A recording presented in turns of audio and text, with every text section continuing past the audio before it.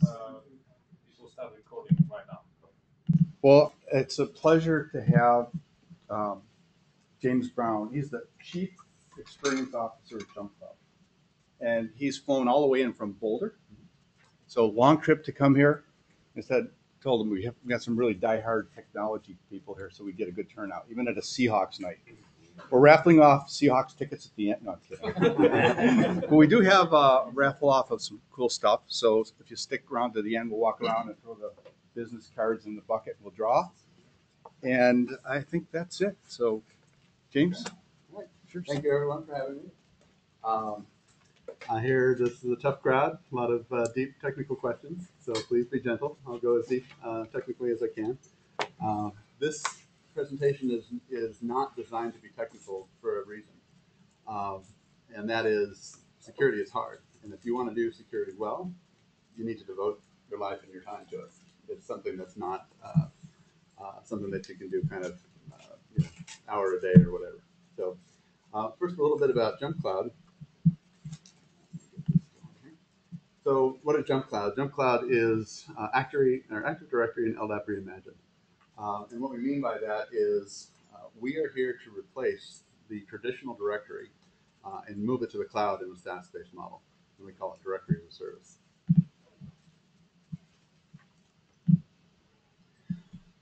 So, we've seen the progression of various pieces of software, various tools move to the cloud. Salesforce, Gmail taking over for Exchange, Xero taking over for QuickBooks. JumpCloud is here to do that for OpenLDAP and Active Directory. What we've heard from our customers is that directories, LDAP and Active Directory in particular, are the last bastions of services and servers that they had on premises. Very difficult to get away from them. And there's very few tools out there to be able to move out of that space. So what are the challenges that we're dealing with today that we didn't deal with when these directories were kind of in their heyday? Macs, right? Macs are really taking over in the enterprise, really growing significantly over time. No longer is Windows the de facto standard in the enterprise. It's starting to become a mix of Macs and Windows and iPads and everything else. The cloud, traditional directories are meant to be deployed as a central server, and you have to set up your network around that server to make sure that it's available to all the different resources in your network. Doesn't scale very easily, and certainly is very tricky to secure. From a security standpoint, very tricky to secure these very complex network layouts, VPNs, VPC, any type of locking things down, making sure that only the devices you want to have talk to your directory can talk to it. And then finally, password complexity is another thing, right? We see a lot of people without a directory using something like Chef or Puppet to push users, or even doing it manually, not having any control or auditing around how strong are my passwords, how am I enforcing SSH authentication. So, the current solutions really out there are not really solutions for this environment, right? Active Directory and LDAP, we've already talked about. Google Apps Directory, it is a directory. It can do directory-like things, but it doesn't help you when you're on your devices, when you're on your servers or your desktops or laptops, right? It's just there to authenticate apps and online services, kind of like single sign-on. And then manual and scripts, of course. This is how everybody starts, and everybody goes through the pain until they have to get a directory. So overall, we're trying to make this as simple as possible. Our directory is very simple to deploy. An agent installed on your servers, and also an LDAP hosted, basically edge instance, so that you can authenticate your devices, whether it's an internal app or your servers, to either LDAP or using direct on-host local accounts that are managed through the LDAP console. We're in the cloud. We're designed to be used from everywhere. There are no limitations. We're horizontally scalable. So basically throw everything at us, and we'll take care of it. From a security standpoint, our entire company's background in security. My background is I've been in security for the last 12 years. on the application development side. Building network security appliances, and more recently, SaaS security offerings, some like LDAP and previously SaaS-based firewall, things like that. So please give us a try. 10 users are free forever. After 10 users, it's $10 a user. Growth on there, we can do things like manage your users, obviously.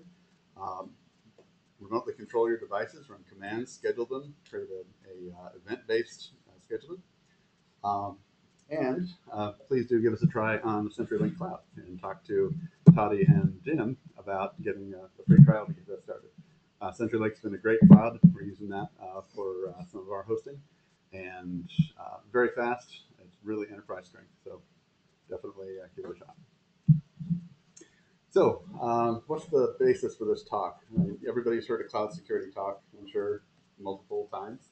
What I want to talk about here, first of all, is what's the difference between the old way, the bare metal security, back in the days when you had a perimeter to secure, and your perimeter was kind of defined the difference between us and them, as well as the sense that you had of this is safe in here and it's not safe out there. So the cloud brings us to a totally different model, right? Kind of by default, the cloud started growing out of the idea of servers that were accessible from everywhere, right? There was no concept of a software-defined network initially. That grew later, right, and showed up in the form of load balancers, and showed up in the form of VPC and software-defined networking. So we're starting to get that sense of a perimeter back, but it's not the same perimeter that your daddy had, right? It's really an isolated group of servers that also need to talk to a number of other isolated groups of servers. So it's not the same type of, hey, I'm safe, I've got my own little area to live in, and when I do in here, I can kind of do things that I wouldn't do if I was exposed directly to the internet. That concept is essentially gone. So with the old, the old kind of perimeter model, they were secured by appliances and network devices. So VPN concentrators, intrusion detection systems, email gateways, and you name it. There was an appliance that was designed to sit at the edge of your network and and protect it, right? And you could have multiple of these appliances. They would sometimes monitor traffic as you would, as you went, or they would block traffic. They would actually try to stop incursions, with varying degrees of success, and usually required a lot of effort to maintain, configure, and monitor. So one of the nice things about the cloud is, because you get away from this sense of, hey, I've got a trusted environment, is it's potentially easier to limit the damage that can be done. And by that I mean, in the old days, if you could breach a perimeter and get into a server, and that could be any way, social engineering attack, any number of ways you could get into your network. Usually that meant you could access everything else in that network, and it would be laid bare because you're not taking those security precautions inside your network. So usually, and we call this the crunchy outside of the chewy center, right? This model, this new cloud model, and this idea of everything is decentralized and there is no concept of, hey, I live in this one space, makes it potentially safer if you are aware of kind of the issues and do your diligence. And then finally, there is no central location of the network. Most startups that I know have no servers. They log in through the internet to SaaS-based services, to IaaS-based services, PaaS-based services, and they built an entire infrastructure out of these, multiple services that, in the past would have been unheard of. So we talked a little bit about this idea of choke points and appliances that could be analyzed, blocked, analyze traffic, block it, modify it, all that type of thing. That's not really something that's easily doable now because the instances are largely virtualized. Unless you have a cloud provider that supports hardware appliances with to ingress and egress of your network, it's very difficult to have a line rate instance that's going to keep up with the data rate to be able to do that analysis and do that blocking. So what we've seen is a shift from the appliance to the agent and really defining security around a set of agents. So really the agents can do essentially anything that the old model could do, usually more efficiently. Instead of saying, hey, I'm going to watch every bit of traffic that goes through me, I'm only going to watch when a connection gets open on this device. Or I'm only going to watch a connection table and see what's going on in that connection table. So local access to all these different devices and then coordinating the security around them gives you the ability to get potentially even better security than you've had in the past, because when you have a single appliance and all it can see is a stream of bits, it's not going to have the kind of visibility into what's happening on each of your machines that, say, an agent-based model can. And please stop me anytime you have any questions. I'm happy to stop. So this creates the zero trust environment, right?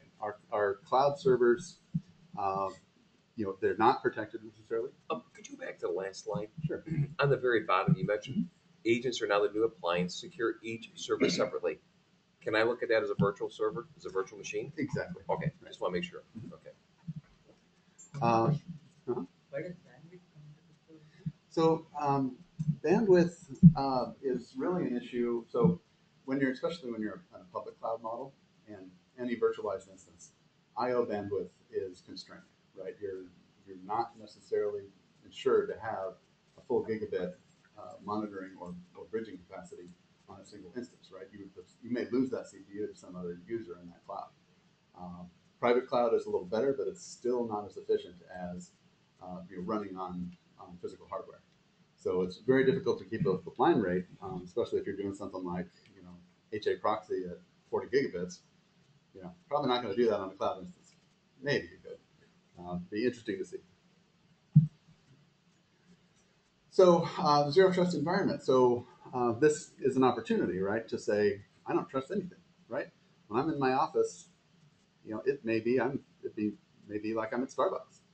There's no reason for me, if I don't have any servers, if I don't have any local infrastructure, I lock down my wireless access and it's kind of like a Starbucks, right? I'm talking to the internet all the time. So I don't trust anything, right? I don't have any trust that I'm safe where I'm at, right? So you're thinking in a totally different paradigm. So what are some of the alternatives out here? Different cloud services, right? So looking at PaaS, platform as a service, these are the easiest way to build out infrastructure, right? Very well locked down, very well contained. They do only a very few things when they're implemented.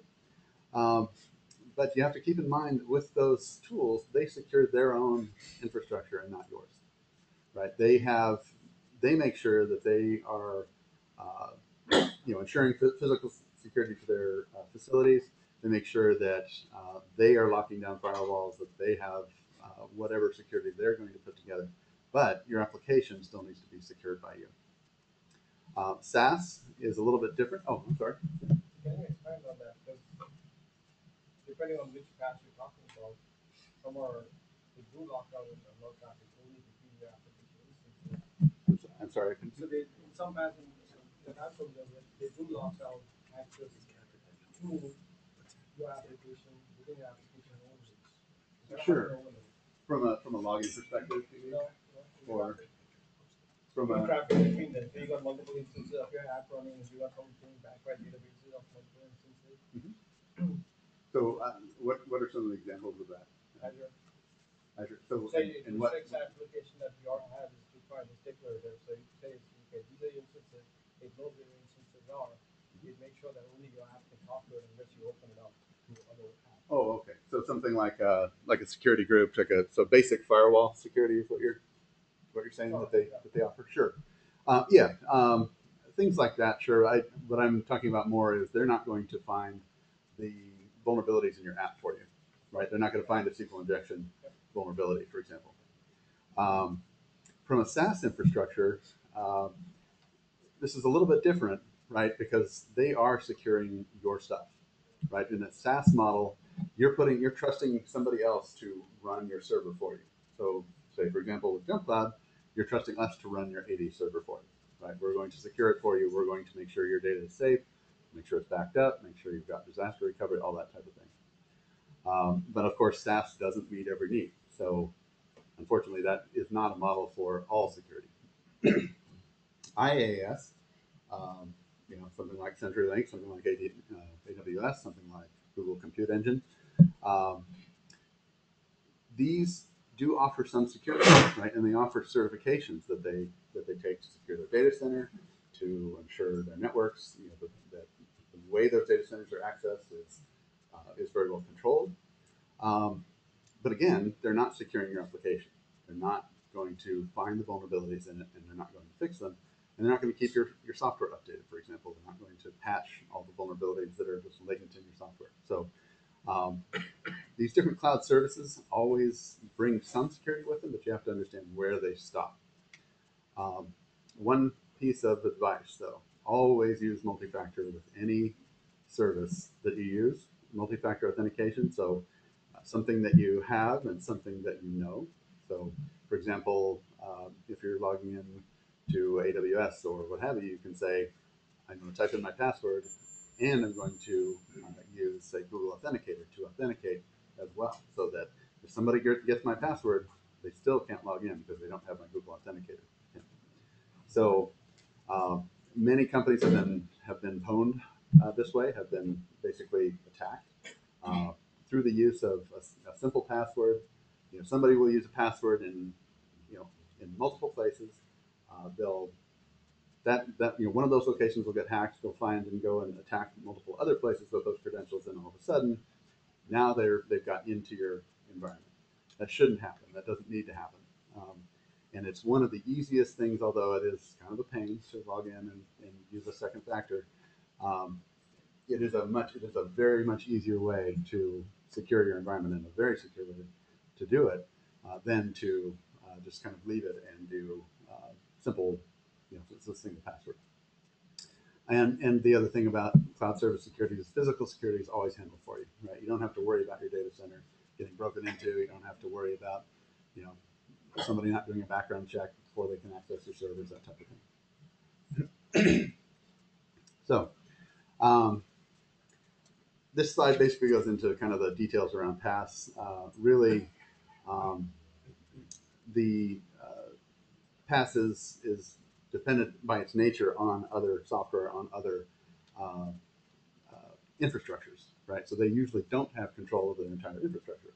A lot of PaaS services are hosted on a cloud, right? They're not building their data center. They're not scaling it up. They're depending on some other cloud provider and its security to ensure that those are secure. Nice thing is it's very inexpensive, and it's generally very easy to use. So it is a great model to use. Just have to be aware and always use the multi-factor authentication.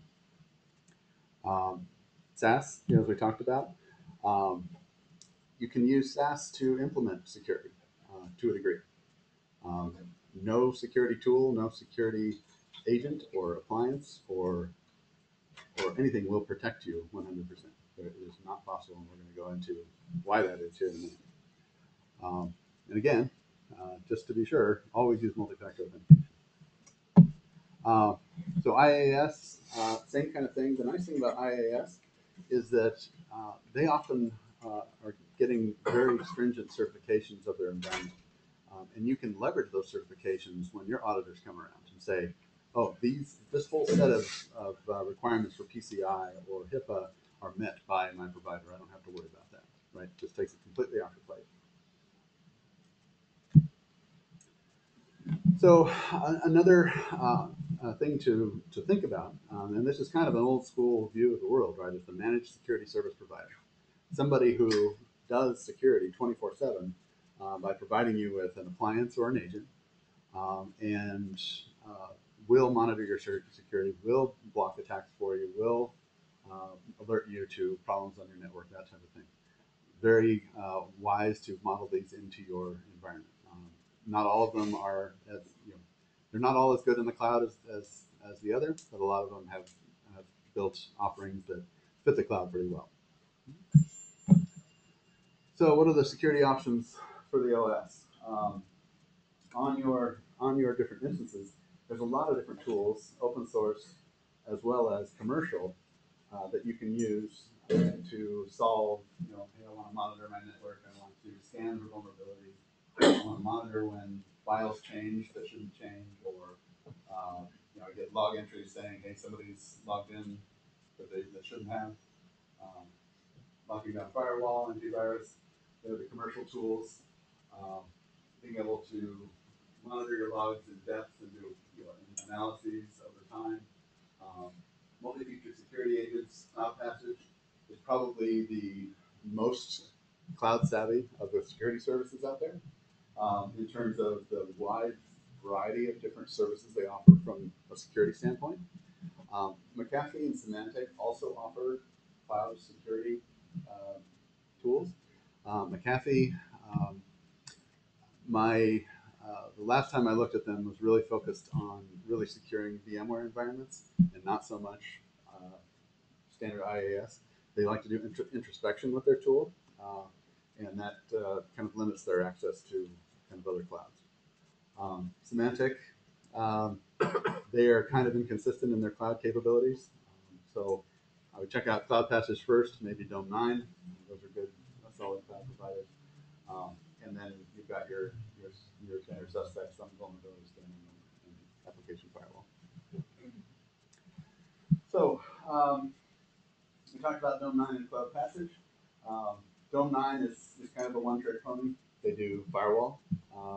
They do some interesting things with their firewall. They have some really kind of cool access control capability around things like only allow this IP to access this environment from these times, or set up temporary access for this IP to my network. So those are kind of cool. Cloud Passage has multiple security services. Like I said, they're probably the deepest out there. They're also somewhat pricey. They're an enterprise play primarily, and they've done things like worked with some of the big defense contractors and things like that. So definitely a great tool if you need that kind of depth. Worth taking a look at. And of course, JumpCloud, in addition to providing directory services, we also provide monitoring of user access, suspicious commands, and patches. Would it be a recommendation to a customer that you can even use all three of these? Or is that a recommendation? Is that overkill? I would say if you need them, yes. Dome 9 is probably overkill if you're going to go for Cloud Passage, because I think Cloud Passage already has a firewall, right? But Cloud Passage doesn't do user management, so yes, use the two together. Use JumpCloud and Cloud Passage together. Okay, your breach is coming. Unfortunately, you will be breached. There is no way around it. So, military calls this overmatch, right? Where you are one guy and you've got 1,000 coming at you, right? So you've got multiple entry points that you have to defend. The attacker only has to find one way in. Once they found it, you're done. And the hacking skills in the world have grown significantly. The creativity that the hackers have shown is just amazing to me. And I'll talk about a specific instance that you may not have thought of, but is a very easy way potentially to get a foothold into any organization. So since you are going to be breached, let's make sure that you respond to it in a good way, right? A lot of times the problem with being breached is you don't have a plan. And when you get breached, it's not a time to build that plan. You're panicking, you're freaking out, you're trying to get services restored. That is not the time to be trying to say, okay, what do we do? Right? You should already know kind of what to do up front. So this is the example, right? So hackers wanted to get into a big oil company. They couldn't. But there was a Chinese restaurant that the employees of the oil company went to every day. So what they do, they hack the menu, the online menu of the Chinese restaurant. When the people from the oil company went to the menu and downloaded it, they inserted malware in their network, an advanced persistent threat, and that gave them access to all the rest of the computers in their network. So be careful what you surf on. So how can you make this harder for a hacker? Taking away the prize, right? Making it so that even if somebody does get something from you, they can't get everything from you. And this goes into the zero trust model, right? Never assume that you can trust wherever you are. Make sure that if you've got two devices in the same VPC, for example, that attacking one of them doesn't make it easy to attack the other, right? And there's many ways that you have to look at, many things you have to look at to make sure that's the case. Firewalling, making sure that devices in, say, a VPC can't access anything they shouldn't, or that they don't need to access, right? From a server perspective, for example, servers generally do one of two things. They either listen for traffic, and they listen on a particular port from a particular set of devices that might be everything on the internet looking like a browser, or they go and do a bunch of outbound work in terms of like a web crawler that goes and scans the internet and generates a whole bunch of outbound traffic. If you are not crawling the web, why would you allow your server to go talk to every IP on the network, on the internet, right? Better to say, only talk to the IPs you have to talk to, right? My database, my load balancer, my whatever, and only make sure that the connections can only be opened in the direction that they should be opened in. So IP tables can be configured to say, only allow inbound connections on port 80, not outbound connections. The more of that you can take away, the harder it makes it for the attacker to gain access to your network. So for example, somebody gets into my server, but they can't access their command and control server out on the internet. There's nothing they can do. They may have compromised my server, but they can't control it. They can't get data out of my network because I'm not giving them the opportunity to do that. So definitely a good idea to think in those terms. Once somebody drops something, that's right. When you said, so they get control of your server, right? Right. Can they change actually the configuration of the servers? So they probably can change the configuration on that server, yes. So external controls like external firewalls or security groups, that type of thing is kind of the way to think about that problem, right? Now, obviously, you have to also secure your cloud console, right? If you don't secure your cloud console, all of it's remote because once you've got access to the cloud console, I forget the name of the provider. There was a GitHub-like code repository. Sorry, I forget the name of them. They had been in operation for, I think, 7 or 8 years. They had 1 billion lines of code in their repository.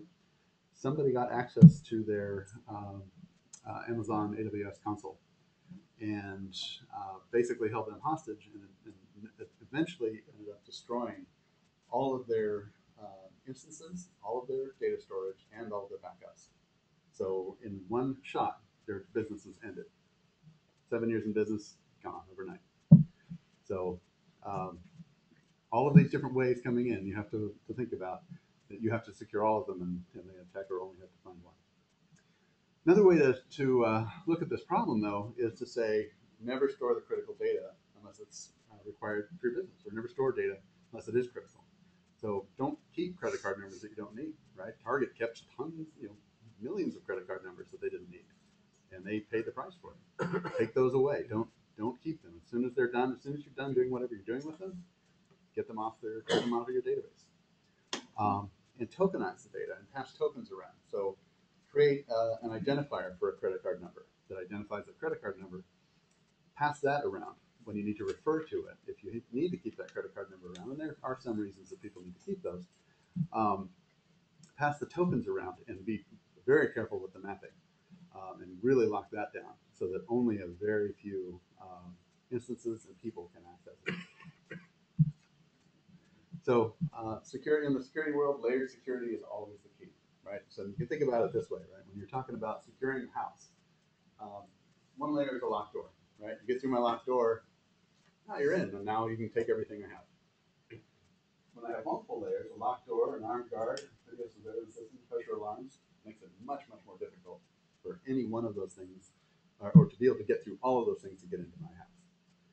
And the analog to this in kind of the computer world is firewall, right? Locked door, armed guard, intrusion detection, video surveillance, a monitoring tool, log management. So you can see how each of those different things provides you with another layer of protection that makes it that much harder for people to get into your environment. So good security is very, very hard. And I don't recommend, unless you want to make it your job, like I said, don't go there. It's very expensive to do it right. It's very specialized. It takes a lot of time to keep up with it, right? The number of vulnerabilities and the number of exploits that are out in the wild, keeping up with those. I mean, companies make entire teams set aside simply to track these kinds of vulnerabilities and these kinds of attacks, building antivirus tools and things like that. So really, it's really best, and we have a long list of those who have tried to do security themselves, and these are generally big companies that know. Yes. I'm in mobile device security. Have you heard of ARM's Trust Zone, which is a combination of hardware and software security? The firewall environment is in the mobile apps processor. Apple has in their A7 chip the Trust Zone firewall. There's another technology, mobile software security, called the Trusted Execution Environment, and that's actually the highest level of security if you're not going to use the SIM card. Okay. So I notice you don't talk about mobile devices, and that's the critical area of breaches on any single application going into the cloud. And it isn't just a smartphone, it's the tablet. It isn't just a tablet, it's the smart TV, because they all use a mobile apps processor chip, and they all use pretty much standardized OS, typically right. Google, which the security layers and levels are much too juvenile. So actually, Apple has pretty good security, except to say that, they recently got breached. I think that Apple is going to work with IBM on a platform for trusted computing apps. So they're going to, I think, create a platform of applications themselves using IBM's expertise that get ported over from an open operating system, which is hackable, to a firewall environment in the chip with trusted applications using standardized APIs that get into this firewall environment in the chip.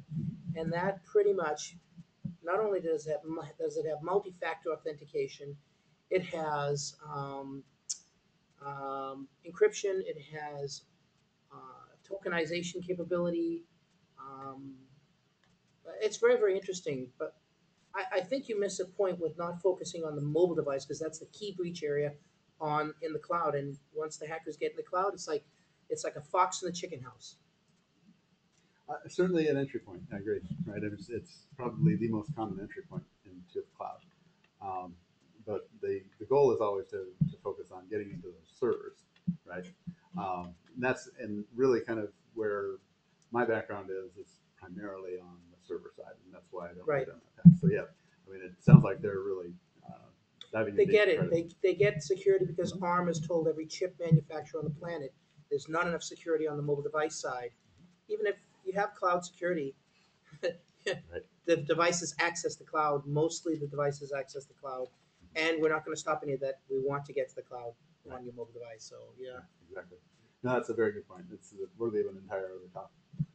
I had a question. I'll send another question about security at the server level later, but do you really believe that's the goal?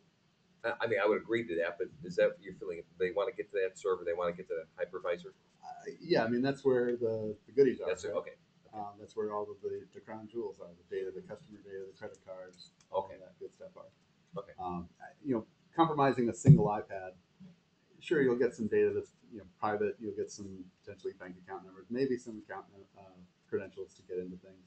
But it's only going to be for one person, right? But I guess it's not the database, it's not the firewall, or it's not a particular application. They want to get to that hypervisor. They want to get in there because then they can get to compute, storage, and network. Right. That's the idea, right? Well, so I wouldn't say it's only the hypervisor. It's definitely the instances the hypervisor is running. Okay. Right, because those are the things that are actually accessing the data and provide the data. Getting access to the hypervisor, that's the best thing you can do, right? Because then you've got everything you need. Right. Getting access to an instance on somebody's network is potentially can be almost as damaging, right? I mean, yes, you may not be able to get into every piece of their network, but you may be able to go hold their data hostage, delete their data, take their data. I mean, all kinds of things. So you mean server? You mean physical server, or just the? When I'm talking server, it could be physical, it could be virtual. Okay. Right. Okay. Thanks. Yeah. Anything else?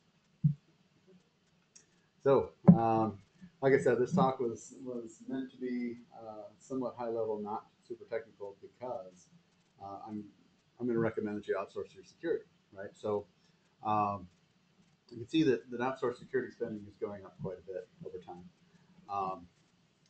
It is not an easy job. I've been I've actually worked as a managed service provider, managed security provider in the past. It is very difficult to secure multiple customers and say, okay, I'm watching all of these different servers, I'm watching these different networks, I'm making sure that I'm keeping up with all of the different threats that are out there, updating my tools to make sure that they're not compromised and that type of thing. In order to do security well, it really is a 24/7 job. So, how do we plan for a breach? Since we're all going to get breached, how do we do it? So, not every asset is equal, right? Not every server, not every database is made equally. It's got some databases are this is my it's my bug database. Well, maybe I wouldn't want that to fall into enemy hands, but worst things could happen, right? My customer data is probably one of my most important assets. But you may have other assets. Your code, for example, right? Your source code for your company. That's a very critical asset. You don't want to have it fall into anybody else's hands, or potentially your company is gone. So assigning criticality to the server is really important to know how much time am I going to spend to actually secure those and make sure that those servers are locked down as much as possible. Other servers, well, if they get attacked, well, keep in mind that they can also be used as jumping off points into your very well protected servers. Again, keep in mind the zero trust environment. Make sure you make it as hard as possible for people to jump off of your servers and access any other resources. Evidence, right? When you are breached, there's a criminal there, and they are leaving a trail of evidence. You need to ensure that evidence is preserved for law enforcement if you ever want to have hope that the attacker might get caught. And so, your first instinct when you get attacked might be to say, "Oh, I'm going to turn off the servers that are acting weirdly and make sure that they're not, that I'm just going to turn them off." Well, when you do that, you may be turning off an advanced persistent threat that only exists in memory, and that gets lost, and now your evidence is lost, and any traceability that may have been there. There may be logs of network activity somewhere if you're lucky, but it makes it very much harder to go find the bad guys. Need to really define who is going to do forensics for you. Forensics is a very specialized skill. There are people who are very, very good at it. Very few people are. And identifying somebody who knows that very well and can actually go and figure out how did somebody attack your network? Where did they get to, right? That's an important piece too, because a lot of attacks, particularly in the case of an advanced persistent threat, and something where malware has been injected into your environment and it's sitting there. You may not know it's there, right? It may be doing a very low, slow attack. It might be exfiltrating data from your network off into some server, probably on the other side of the world. Very slowly. It may not be obvious at all that that's happening. It can go on for years. I mean, there are companies that have found out years later that they've been breached, and usually they find out from the FBI. It's not how you want to find out about these things, right? So, in the case of forensics, you have to make sure that you caught every piece that may have been compromised. You know, if somebody's made an incursion in your environment, you've got 5 servers that have been attacked and compromised. You need to know all 5 of those servers. Otherwise, you clean 4 of them, everything goes back to normal, and the bad guys just take that 5th server and start reinfecting everything you've got.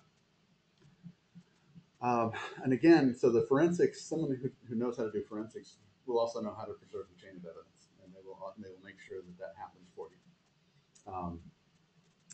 And being able to isolate systems safely, firewalling, right? Putting them into a security group that can't talk to anything else, not turning them off, things like that. What about software-defined networking? Any thoughts? I know it's a big topic, but any thoughts on where that's going, and does that make it more secure or less secure? I think it makes it a lot more secure Okay. from the standpoint that you have a lot more control over it. Okay. There's a big caveat there. Excuse me. You have to make sure that you actually take advantage of that flexibility, right? The urge is, okay, I'm going to get my network going. I'm going to get everything talking to each other. Oh, I'm done. Move on. It's not, hey, I'm going to spend time making sure this server can't talk to everything it shouldn't talk to. Yeah. Right? That's the hard part. That's the part that requires a lot more effort. But that is the way to help solve that problem. Software-defined network lets you really say, yes, these machines can only talk to each other specifically. No firewall, no nothing. There's no way for those machines to get a path to any other machine, for example. Yeah. So, and I know I'm jumping ahead, but if you have to recreate your servers or your network, that's pretty good if you could do that, right? Yeah, definitely. Bring everything back up, destroy your old network, and bring up a whole new one. Exactly. Yeah. So speaking of software-defined networking and the ability to actually go out there and configure your network and get those touch points, is there anyone that's focusing on control plane security? Because now that I can configure the network, also that control plane where I can go out and configure that with software-defined networking means that's another area of exploit. Right. So is there anyone that's focusing on that you've seen? Does JumpCloud integrate in some way with some of these control plane technologies that will allow authentication or something in that certainly realm? can help, right? And so JumpCloud will allow you to enable multi-factor authentication on your EC2 instances or your any other compute instance that you have. So that definitely helps. From a standpoint of creating a real secure layer on top of those, you'd really want to look at application firewalls like Palo Alto networks. They're built from the ground up to secure web apps, for example, and other applications. But web apps is a big focus of it, right? So they're doing things like monitoring what kind of activity is taking place in terms of those authentications, blocking things that they see that are anomalous. Say this user logs in every day from Seattle and all of a sudden logged in from China. Okay, that's probably not something you want to allow in, so let's block that before they even get into the server. So that's probably the place to look at that. Can I answer that question with flexibility? Control plane technology, if you look at it, all the controllers are essentially applications. You mark them that way, and then you apply the same rule that you use for the application. You get that transfer. That sounds about what we're building. I'm sorry, I didn't hear that. Yeah. Think of your control plane technology or controllers as regular applications, and then apply the same rule, the same thing. Right, apply it on the same security level. Yeah, sure, definitely. That's a very good point. PR, right? PR can be used for good or evil in these cases. You can walk out and say, deny, I wasn't attacked, right? Not my recommendation, right? Use PR as a benefit to you. If you look at the MongoDB breach and you compare it to, say, Target or Adobe or eBay or almost any of these larger companies, what MongoDB did, they got breached because somebody used the same password in multiple locations. The password was the same one they used on an admin console for the customer administration for MongoDB. Attackers got in that way, very straightforward, right? They attacked a very much easier target, got hold of those credentials, used them against MongoDB, and breached them. What MongoDB did was excellent, in my opinion. They came out and said, we got breached. And here's the extent of the breach, and here's exactly what we're doing with it. And because of that, I said, okay, yes, they made a mistake, and the security wasn't, what it should have been up front. They weren't using multi-factor authentication, for example, right? One of the things they said they're going to do is add multi-factor authentication to all of their logins for all of their administration tools. But what it made me feel like is, oh, you guys understand the gravity of the situation. You understand that, coming out and lying to me and saying everything's good is not going to help, because you're almost certainly going to be found out later. But we'll talk a little bit about what you can do with PR and the kind of benefits that it can bring here in just a second. And then how do you recreate the servers, right? This is the other issue. Once you've been breached, how do you recover without, the bad guys, without losing the bad guys' information? That's something you need to plan for. DevOps is an excellent way to think about the problem, right? Let's automate the creation of our environment, and then when it goes bad, isolate that environment, create a new one in its place, and move on. Backups are key. So it can't be all bad, right? It's not, right? So your security, if you're breached, for example, and you go and tell a story of, hey, security is important to us. We are fixing these things, and here's how we're doing it. Can basically say, look, it's important to us and you that you can trust us to do the right thing, right? Yes, we screwed up, but you can trust us, and you can say, oh, my security now is better than it ever was, so now it's a differentiator versus my competition. Audits and certifications. So one note about audits and certifications, they don't provide security, right? What they provide is you fill out a bunch of checkboxes. And some of those are best practices. PCI is probably one of the best out there. If you go through the different PCI DSS requirements and implement them and actually maintain them over time, right? The temptation with PCI, of course, is get ready for the auditor, and then let everything kind of go to hell, and then get ready for the auditor again the following year. PCI is changing the way they work with auditors to try to prevent that, and make sure that there is auditable data that goes through the entire year, and fixing some of that problem. But again, the fact that you're doing these different activities doesn't necessarily make you secure, but it does give you a little bit of a leg up. So, obviously, federal and state governments are generally security conscious. If you really want to explore how security is a market differentiator, I suggest working with them and going through, say, FIPS certification or a common criteria certification. In my last company, we did an EAL4 certification of our network access control product. We invested $1 million and implemented over 3,000 different security controls in the product. It was incredibly painful, but it resulted in a very secure system. So that's definitely a way that if you want to get into that space, and it's very lucrative once you've done that, because very few do that. But obviously, it's a lot of investment up front. Another thing that comes out of security in general, doing security, is that there's a lot of overlap between security and health monitoring, right? So if you have some sort of security monitoring, it might be able to tell you, in some cases it will tell you, when there's a health issue in your environment, and vice versa, right? A health issue of some sort, like, hey, CPU usage is spiked, or network bandwidth is spiked.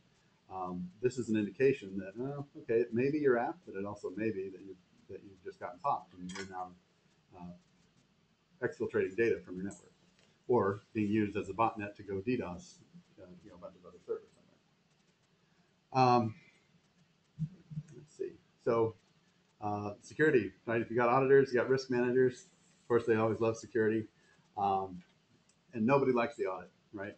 Everybody likes the audit if it's easy to do. So being secure up front makes that audit easier to do, right? And you can obviously build your security somewhat with a bent of, hey, let's satisfy the auditor while we're at it, right? And again, can make you more attractive to buyers, make you more attractive to customers. So this is it's generally a good thing. But again, keep in mind, security is based on risk, right? You can never be 100% secure. So identify the areas that are most critical, secure those areas, and move on. Right? Don't invest 100% of your time in security. It's a zero-sum game. You're never going to win that way. Invest an appropriate amount for the criticality of data and the risk that your company is accepting. Right? If you have, if I lose a particular database and it's going to cost my company its life, then I better invest a fair amount there. If it's if it's some a bug database, for example, use that because usually it's not a critical asset. Okay, I'm going to spend a little bit of money on securing that. I'm not going to spend a ton of time, right?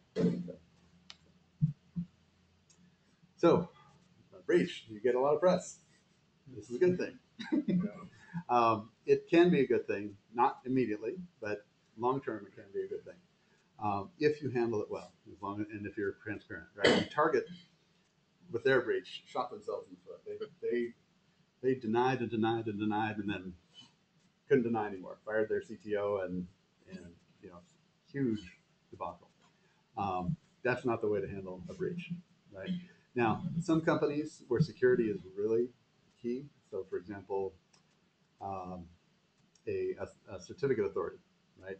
Certificate authorities get breached. When they get breached, they go out of business because their whole job is to say, hey, you can trust me to say that this is real. And when somebody can breach that trust, that means a whole thousands and potentially millions of customers have their security just completely eliminated.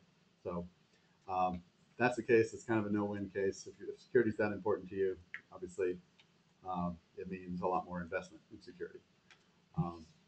But like we saw, right, Mongo did very well with handling the breach, taking decisive action, correcting the issues, telling people what they did to correct the issues was huge, right?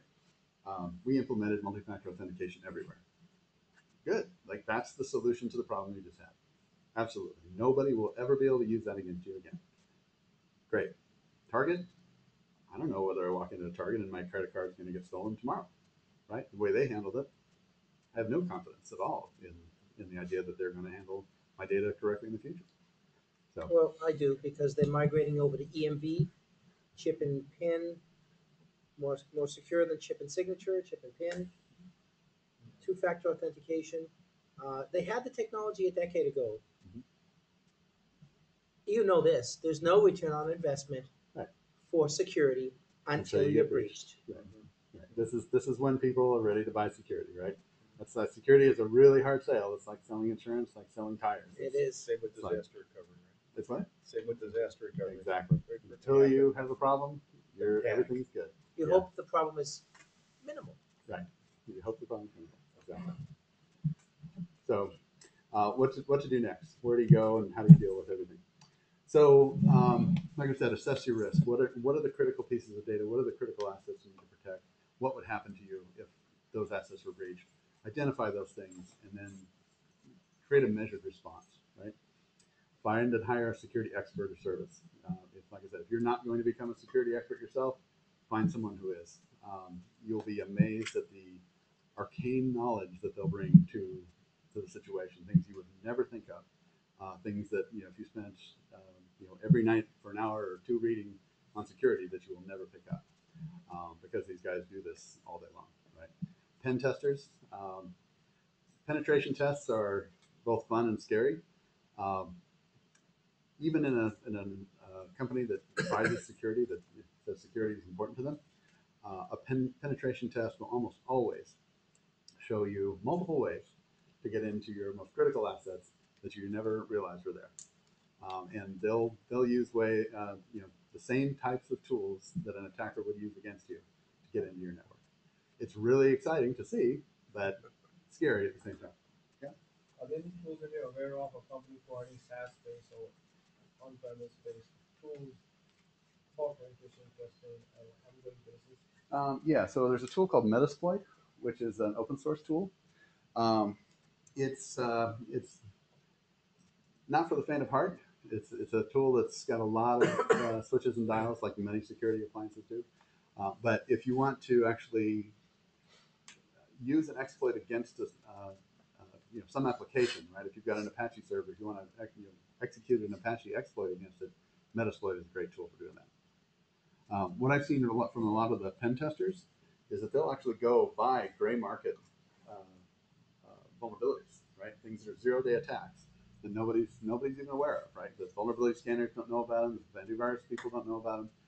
They'll go buy this code, right? And they'll spend maybe $5,000 on it, and they'll use that against you, and you have no defense. There is no way to defend against that particular thing.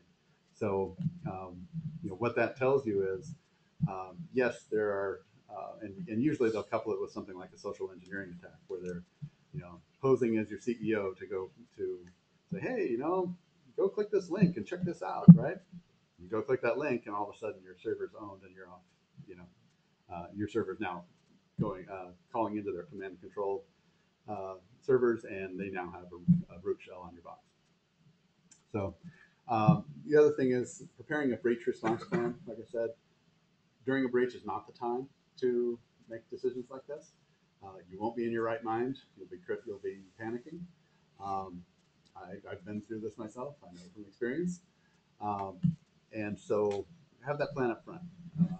Makes life much easier, and that you have a much better chance of ensuring that evidence remains, and that you don't accidentally destroy it or lose the chain of evidence, so that the authorities can't trust the evidence that you give them. I think that's about it. Any other thoughts, questions? Sorry. You talk a lot about the kind of breaching a server and so on, but what about the DDoS attacks? And especially in the cloud, where my workloads are also with somebody else's workloads, and maybe they don't attack my IPs directly, but they attack this next server. Yeah, DDoS attacks, distributed denial of service attacks, are wicked evil things. The only way I've seen them successfully dealt with is through brute force, by throwing more and more network bandwidth, more and more hardware at the problem. And there are some attacks that are simple enough that you can filter them.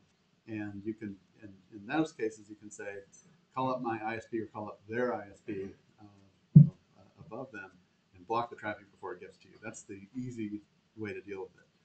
The more sophisticated DDoS attacks are not things that are easy to filter, right? You can't make an expression that looks at a network packet and says, okay, when I see this, block this up, upstream, so that I don't ever have to deal with that.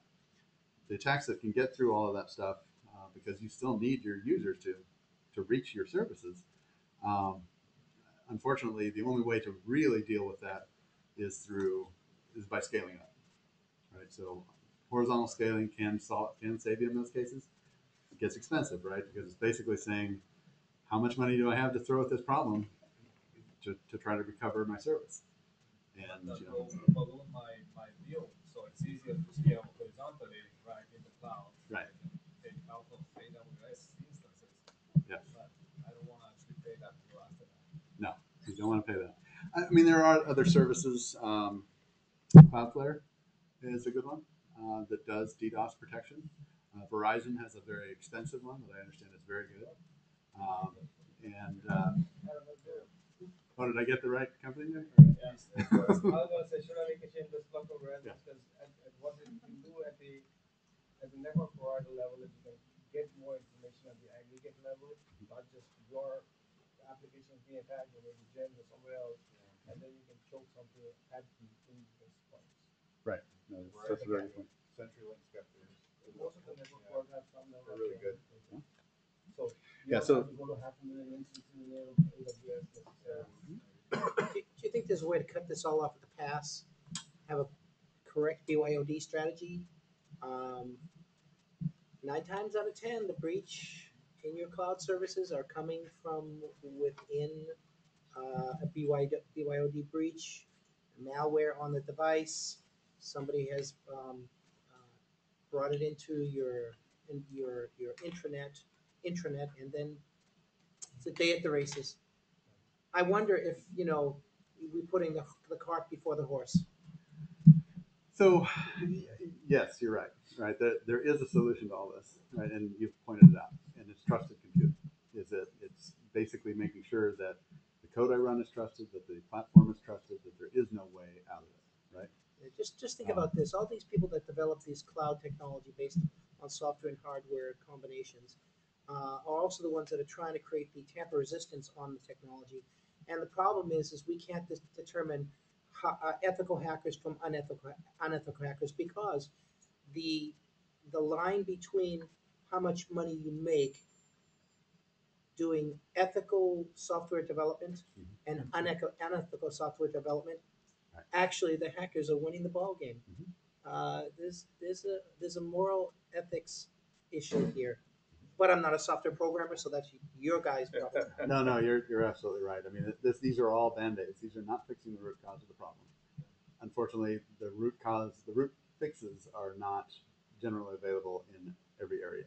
And until they're available in every area, you're going to have to apply these types of band-aids. Any other thoughts, questions? Do the those new container-based models like Docker's hot right now? Do they add any any additional concerns about security? The way I look at those is similar to any virtualized instance. They are a little less secure than a virtualized instance, and that's kind of due to how they're implemented. Right, they're running as a what's the Linux? Container. No, it's the No, I'm forgetting the acronym for it, but it's they're not running as true virtual instances, right? Right. They don't have their own address space. They don't have their own file system. I'm sorry, what? app containers. Yeah. App containers, but there's a Linux. 17 Linux and doing that. Windows. Lexi. Yeah. Lexi, yeah. That's it. Alexi, right? Lexi Yeah. containers, right? Yeah. So Alexi. LXC, right? They are not true virtual instances, right? They do actually have supervisor level control of the processor, so they're not as secure as a true virtual instance. I am actually involved in moving the workloads of Microsoft Azure, and I found that the talks have been more about the vulnerabilities of the server to avoid the breaches. But one of the important criteria that I personally feel is how do you secure your data even after the breach? Like the data primarily resides in the databases primarily, and the databases are providing technologies like encryption at rest or data while encrypted while being utilized. I think these become very important factors in securing your data. Yes, they do. So, I mean, data at rest encryption is really there to protect your data from somebody who might obtain the drive that it's on, right? The server's turned off, the drives are unplugged. I want to plug this drive in and get the data off it. I can't because it's encrypted, right? So that's definitely in every single cloud must be the case that your data is encrypted at rest, right? If you don't see that on your cloud provider, don't put your data in there because it means that if they ever have a physical breach, if they ever have somebody that somehow gains access to those physical drives, your data is gone, right? They're going to take it out right out the door. Same with your laptop, right? It's the same deal. If you don't have data at rest encryption on your laptop, say with BitLocker or TrueCrypt or any of these types of tools, lose your laptop, your data is gone, right? They can take it right out. Now there are some ways potentially to recover the encryption key on the laptop before it gets turned off. I've heard of people freezing the memory chips and actually accessing them when they're powered down. You can access the memory for a few seconds, I guess, and then get the encryption keys out. There are some potential ways, but it's very, very difficult to do. So data at rest encryption is always a great thing. Data in flight encryption, where you're actually encrypting the data all through the path, I don't see as much out there. I see network encryption, right? But the actual working with encrypted data in the database is very painful because you have to decrypt everything to work on it. It becomes, performance becomes a significant issue because you can't use indexes, for example, to search a table. So what I see there more is tokenization, right? Tokenize the critical data and separate it from the database. Credit card companies have started to tokenize. Visa, MasterCard, and Amex have created tokenization because their issue is payment credentials. So they've started to add token because of now Google Android OS 4.4 KitKat provides postcard emulation, which is storing the secure element credentials into the cloud. So tokenization is actually extremely important if you're gonna store anything of payment credentials into the cloud. Absolutely. Tokenization is important. Right. I wouldn't be surprised if Apple's working on their plan for that as well. Oh, sure. Actually, I think the latest version of the PCI DSS 3.0 requires tokenization if you are going to store credit card information. Right, that's on both sides. That's on the post terminal side, and I think it's on the device side as well if it's a payment device. Probably so. Yes. Regarding your JumpCloud identity management solution, how do you handle the hybrid environment? For instance, let's say you're General Motors. I'm a user. I have local apps. I got my sign on there. Then I can maybe sign on to Office 365. Right. So I got some stuff out there in the cloud, some stuff local, and then maybe I have another service provider who's hosting maybe other apps for me. Does your solution support that? Because I think that's been one of the biggest problems with identity management. Right. How do Yeah, you the hybrid host for a very Mhm. hybrid environment where your data is spread or your apps are spread through different places or more? So that falls more under the purview of a single sign-on provider. Okay. Now, we do have a SAML, or we don't yet, but we will very soon have a SAML endpoint so that you can do authentication against JumpCloud through different sites. Does that solve the kind of vendor and kind of the supplier and I don't know what you call the other side of the problem, right? I don't think it necessarily does. That's not an area that we focus on at this point because we're really focused kind of small to medium business. Okay. It's a multi-screen issue too. You're right. You might have multiple devices that store on the cloud and also store in a local database. How do you secure everything? I think I get your point there. Mm-hmm. Yes, indeed. Anything else? Okay. If you want to put your cards in the basket real quick, we'll do the raffle for the 2 Chromecasts that we have.